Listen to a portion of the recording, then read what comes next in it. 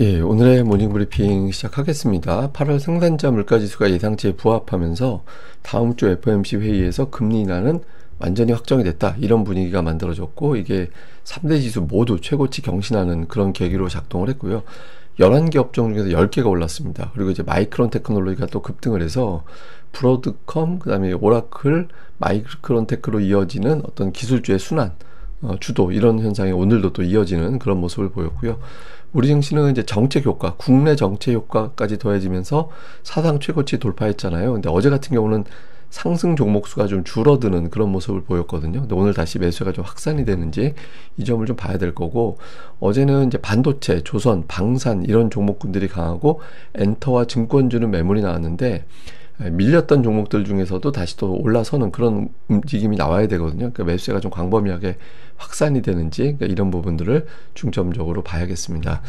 오늘 보면 미증시는 3대 지수 다 올랐는데 다우가 더 많이 올라갔어요. 그리고 이제 러셀 2000이 더 많이 올라갔고, 이거는 기존의 빅테크 중심으로 올라갔던 게 지금은 매수세가 확산이 됐다는 걸 보여주는 거죠. 실제로 11개 업종 중에서 10개가 올랐는데 유일하게 빠진 게 에너지거든요. 근데 그나마도 0.04 거의 제자리였고, 1% 이상 올라간 업종도 되게 많았습니다. 임의소비재나 금융이나 헬스케어, 소재, 부동산, 그러니까 이런 업종은 또 많이 올랐거든요. 그래서 1% 이상 올라간 업종이 거의 절반 가까이 됐잖아요. 그래서 전체적으로 금리 인하로 분위기를 탈 수 있는 어떤 업종이 많아졌다. 그러니까 이렇게 이제 해석이 된 거죠. 그러니까 집중적으로 빅테크 가지고 있던 투자자들이 약간 줄이고 다른 종목으로 넘어갔구나, 이런 점을 또 보여주는 그런 측면이 있었습니다.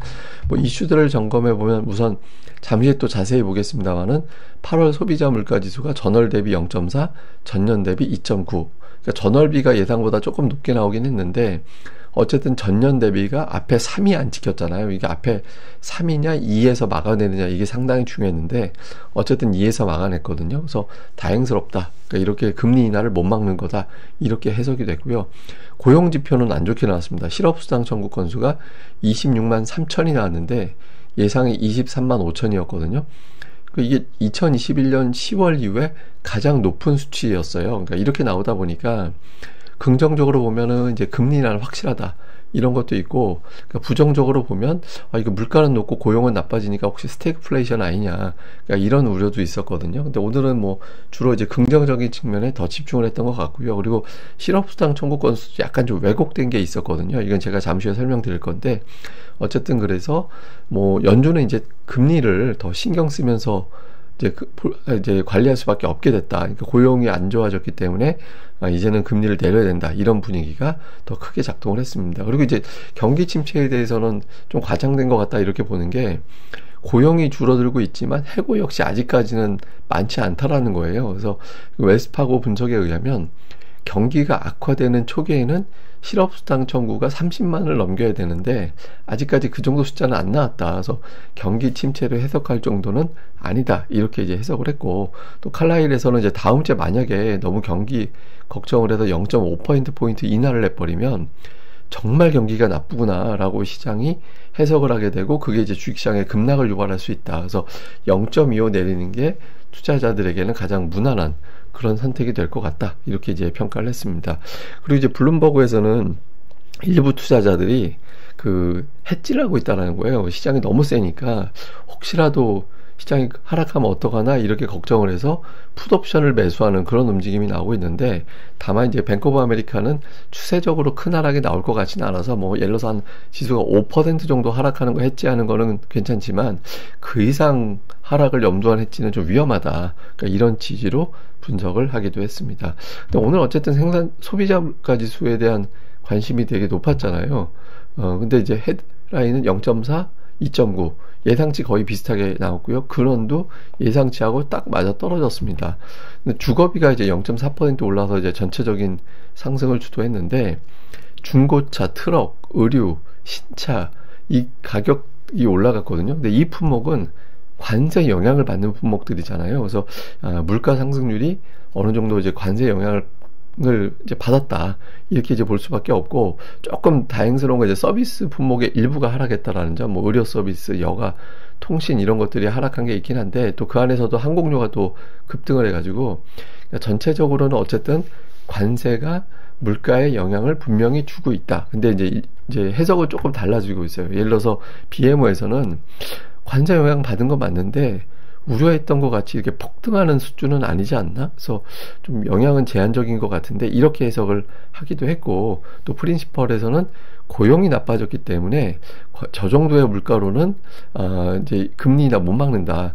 오히려 고용 악화가 금리 인하의 긴급성을 자극할 것 같다. 이렇게 이제 해석을 했고요. 그리고 물론 이제 스태그플레이션 걱정을 하는 쪽도 있긴 했는데 지금은 스태그플레이션을 이야기할 정도의 경제 상황은 아니기 때문에 지금은 금리 인하에 대해서 투자자들이 더 집중을 한 것 같다. 이렇게 또 해석이 된 것 같습니다. 그래서 어쨌든 지금은 금리 인하 확률은 100%고요. 0.25가 90.7%, 0.5가 9% 정도 되고 12월까지 계속해서 금리를 인하할 것이다라는 확률이 한 80% 정도 됩니다. 그래서 현재로서는 이제 뭐 갑작스럽게 그 CPI가 한 3.5% 뭐 이런 흐름으로 올라가기 전에는 앞으로 열리는 모든 FOMC 회의에서 금리를 내리겠다. 투자자들은 이제 그렇게 믿고 있고 그것 때문에 주식시장이 올라갔다. 이렇게 이제 보면 되겠습니다. 근데 이게 신규 실업수당 청구 앞서 말씀을 드렸는데 이게 4년 만에 가장 높은 숫자가 나왔잖아요. 근데 이게 좀 왜곡된 것 같다. 그러니까 이런 주장도 있어요. 그 근거가 뭐냐면 그 위에 보고 있는 게 이제 텍사스 지역이거든요. 그러니까 텍사스 지역이 갑자기 확 올라갔잖아요. 그러니까 텍사스를 빼고 나면 별로 올라간 게 없어요. 그러면 이게 지금 저 지역에 이제 도대체 무슨 일이 벌어졌냐? 이제 홍수가 났답니다. 물난리가 굉장히 크게 난 게 있어가지고 이제 일자리가 돌아갈 수가 없잖아요. 공장이라든가 어떤 직장을 폐쇄해야 되니까. 그러면서 이 사람들이 실업수당 청구할 사람 하세요라고 이제 받고 그걸 마감한 게 9월 4일이었다라는 거예요. 그래서 지난주 기준으로 오면 그때 이제 마감이 돼서 텍사스 지역의 홍수 이후에 그 사람들이 일제히 몰려들어서 실업수당 청구를 일제히 갑자기 한 것 때문에 저 지역이 갑자기 튀어서 숫자가 올라간 거고, 저걸 빼고 나서 보면 실업수당 청구가 그렇게 나빠진 건 아니어서 고용시장 악화가 뭐 이렇게 심각한 수준으로 볼 필요는 없는 것 같다. 그래서 요 부분을 감안해 볼 때 뭐 고용에 대해서 뭐 엄청나게 나빠졌어. 그래서 문제가 생겼어. 이렇게 해석할 필요는 없는 것 같다라는 해석도 일본이 있습니다. 근데 이제 데이터 보면 실제로 그럴 듯 하잖아요. 그래서 뭐 고용이 나빠진 건 맞는데 갑자기 그러니까 이상해졌네? 이렇게 할 정도는 아닌 거다. 이렇게 또 해석이 되는 것 같습니다. 뭐 주요 종목은 빅테크는 오늘 어정쩡했습니다.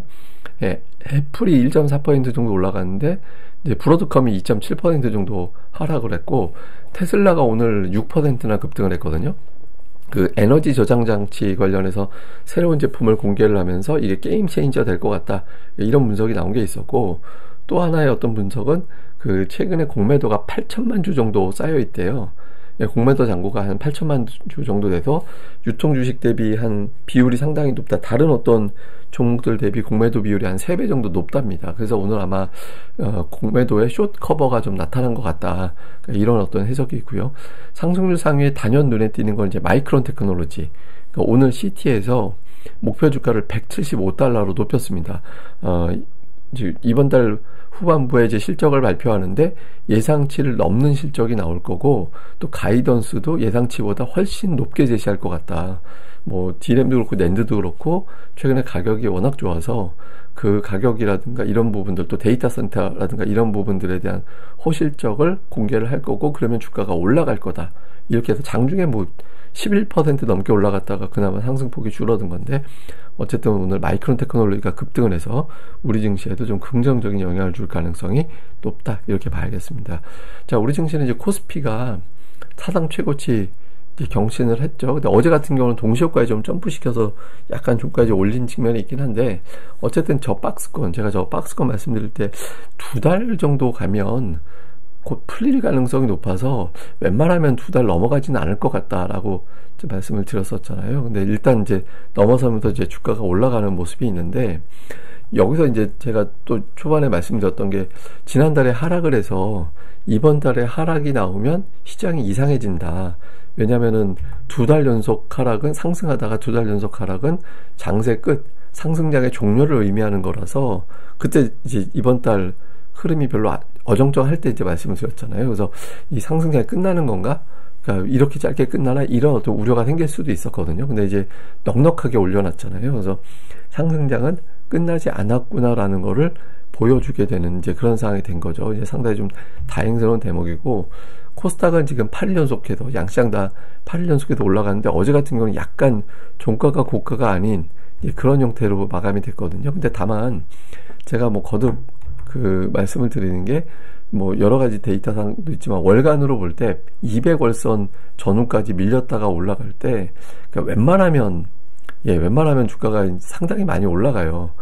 그 지점에서부터 뭐 한 30% 이상은 주가가 올라가는 그런 경향성이 좀 있거든요. 그래서 이번 1차적으로 한 850 정도가 중요한 저항대가 될 수는 있겠지만, 궁극적으로는 역시 900 이상까지는 좀 밀어 올릴 가능성이 있다, 이렇게 이제 볼 수 있거든요. 그래서 단기적으로 이제 조정의 가능성도 있죠. 그러니까 금리 인하가 오히려 셀온, 뉴스의 파라라를 자극할 가능성도 열어놔야 되거든요. 그래서 어느 조정 사이클이 이제 뭐 또 8연속 올라가면 이제 더 올라가기에는 좀 쉽지 않으니까 이제 일시적인 조정이 나올 수도 있죠. 근데 이제 아직까지 중기로는 위가 더 열려 있다라고 봐야 돼서, 여전히 어떤 종목이 중요한지, 또 수급이 몰리는지 여기에 이제 집중을 해야 될 것 같습니다.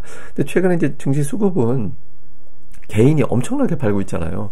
그리고 이제 외국인과 기관이 동반 매수하는데, 좀 부정적인 측면은 금융투자가 저렇게까지 매수가 들어오면 금융투자는 매도할 수밖에 없어요. 제가 보기에는 빠르면 오늘 아니면 다음 주 정도에는 금융투자의 매도 사이클이 좀 나올 것 같거든요.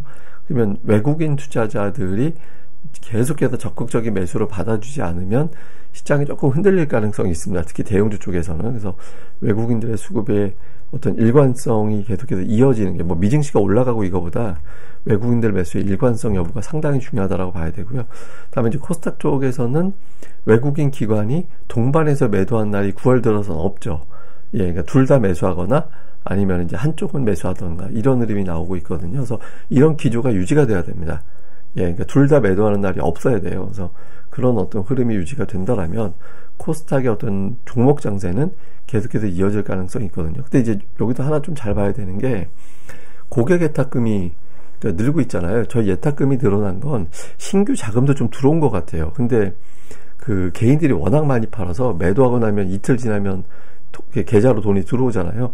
그 영향도 있는 것 같거든요. 그래서 제가 보기에는 고객 예탁금이 조만간 70조 원 넘어갈 것 같아요. 그러니까 한동안 이제 예탁금 증가가 없었는데, 또 월말 월초에 이제 들락거리는 거는 이제 변수라도 그건 빼야 되고, 지금부터는 자금이 좀 들어오는 것 같은 느낌도 있거든요. 그래서 저게 70조 원 넘어가고 이렇게 되면 코스닥의 중성주 쪽에 힘이 또 실리는 그런 움직임이 나올 수 있어서, 그러니까 매도에서 들어오는 자금 말고 신규로 자금이 들어오는 게 있는지, 그러니까 이 부분도 지금으로서는 또 계속해서 체크를 또 해봐야 될 것 같습니다. 자, 일단 국내 정책 효과가 다시 더해집니다. 어제 대통령 회견 이후에 이제 정책에 대한 어떤 메시지가 분명히 나왔기 때문에, 그러니까 뭐 연기금 주식 아직 너무 덜 산 거 아니야? 그리고 상법 개정은 개인 투자자들에게 좋은 영향을 줄 수 있다. 그 다음에 세제 개편안 관련해서 양도세 기준은 뭐 시장이 활성화되는데 주안점을 둘 것이다. 그러니까 뭐 50억 쪽으로 유지가 되는 걸로 보여지거든요. 그러니까 국내 정책에다가 금리 인하 재료가 더해진 상태가 됐잖아요. 여기에 이제 마이크론 테크놀로지 같은 우리나라에서 반응할 수 있는 종목들이 미국에서 강세를 보인 거, 그러니까 외국인 투자자들이 기술주 매수하면서 계속해서 장세를 주도해 나가는지, 그러니까 이 부분 잘 봐야 될 것 같고, 특히 만기일 끝났잖아요. 그러니까 만기일이 수급에 그리고 지수에 어느 정도 영향을 줬을 거예요. 근데 이제 끝나고 나서 외국인 투자자들의 매수세가 가동이 계속 될 거냐. 그러니까 되려면 거의 4천억 가까이 순매수가 계속 들어와야 돼요, 지금은. 그러니까 3,500억 이상의 순매수가 계속 들어오면서 지수를 지탱해 주는지, 그러니까 이 부분을 잘 봐야 될 것 같고, 그리고 이제 어제는 반도체, 뭐, 조선, 방산 이런 것들이 강했는데, 증권주, 지주사 이런 것들이 어제 오히려 셀온, 그러니까 뉴스에 파라라가 나오면서 좀 밀렸거든요. 근데 이런 현상은 하루 이틀에 그쳐야 돼요. 그러니까 다시 이제 밀고 올라가면서 지수가 되게 세게 가려면 약점 없이 계속 돌아가야 되거든요. 그래서 이제 좀 매수가 좀 분산이 되고 로테이션도 원활하게 잘 돌아가느냐, 이 부분도 잘 봐야 될 것 같습니다. 자, 어제로 이제 코스피가 8일 연속 올랐거든요. 근데 2015년 이후, 그러니까 최근에 거의 10년 정도 동안 보면 8일 이상 올라간 것도 있지만, 이제 9일이 되잖아요. 오늘까지 올라가면. 그러니까 9일 이상 올라간 사례가 몇 번 없어요. 그러니까 이제 보시면은 한 6번, 7번? 그러니까 이거는 평균 한 2년에 한 번 나올까 말까 하는 그런 상황이 만들어진다라는 거거든요. 그래서 그러니까 지금은 뭐 연속 올라가게 되면 보시다시피 2019년에 13일 연속 올라간 게 최장이기 때문에 뭐 다음 주 정도 되면 이제 좀 센 조정이 나올 가능성도 있죠. 근데 이제 궁극적으로 보면 2020년도에 그러니까 7일 이상 올라간 날이 5번이나 나왔습니다. 그러니까 2020년이 코로나 이후에 대대적으로 올라갔던 그런 사이클이잖아요. 근데 그 올해가 지금 벌써 아직 9월인데 3번이나 그런 현상이 나왔거든요. 그래서 지금 보통 저게 7일 이상 올라가는 게 특히 8일 이상 올라가는 거 10년에 한 번 나와요. 1년에 한 번. 1년에 한 번 나올까 말까 하는 그 정도 수준이고 9일 이상은 2년에 한 번 나올까 말까 하는 건데 그게 뭐 3번, 뭐 5번 이렇게 나왔다라는 거는 시장이 그냥 그만큼 세다라는 걸 보여주는 거거든요. 그래서 2020년에 5번 나왔듯이 올해 벌써 3번이 나왔다라는 거는 이제 올해 증시 환경은 좀 괜찮다라는 걸 보여주는 거라서 계속 말씀드리지만 이제 업종에 대해서 집중하는 게 지금은 되게 필요한 것 같다. 그러니까 아마 다음 주 금리 인하가 오히려 재료를 자극을 하면서 매도 물량이 되게 세게 나올 가능성도 있어요.